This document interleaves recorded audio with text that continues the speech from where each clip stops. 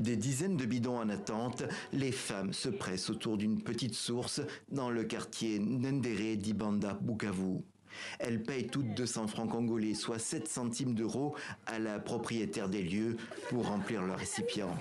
Elles n'ont pas le choix. Depuis quelques jours, l'eau a disparu des robinets dans cette grande ville de l'Est congolais. Nous puisons ici car nous ne trouvons pas de l'eau propre, ça nous fatigue. Nous remercions la maman ici de nous laisser puiser dans sa parcelle. Si elle n'était pas là, on allait souffrir. Maman, merci, que Dieu te bénisse.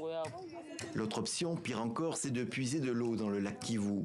Des piroguiers vont la chercher un peu à l'écart du rivage, moyennant 500 francs congolais, 17 centimes d'euros.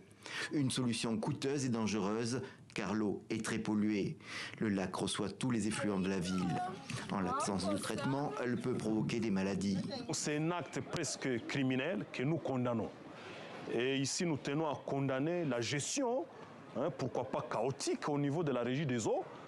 Du côté de la Régie des eaux, la société publique chargée de la distribution, on met en cause l'activité sismique de la région, qui vient régulièrement couper la conduite principale d'approvisionnement.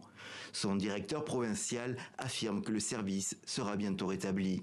Aujourd'hui, la solution pour cet endroit, c'est carrément définir un nouveau tracé pour la conduite des transports des eaux qui viennent de l'usine de Murundu via le réservoir de Karale. C'est un tronçon d'environ 2500 mètres qu'il faut aujourd'hui remplacer totalement. Il faut dire que Bukavu, déjà au départ, nous avons des besoins en eau qui tournent autour de 70 000 mètres cubes jour, alors que les installations ne peuvent pas nous donner plus de 40 000 mètres cubes jour.